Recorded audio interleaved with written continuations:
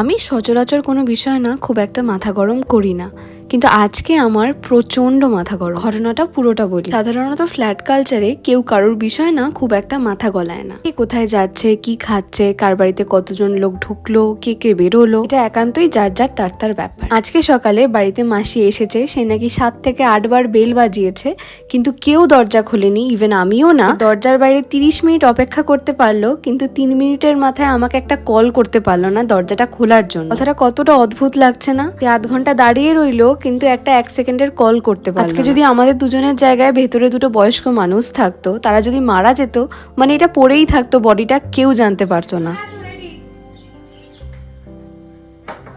হ্যাঁ, আমি জানি মাসি কাজে ফাঁকি দেওয়ার জন্য আমাকে মিথ্যে কথা বললো, কিন্তু এটাই যদি সত্যি হতো, আমাদের দুজনের জায়গায় দুটো যদি বয়স্ক মানুষ থাকতো, বা ধরো আমরাই থাকতাম, কি শোচনীয় অবস্থা হতো বলো তো আমাদের। This is the reality of a nuclear family.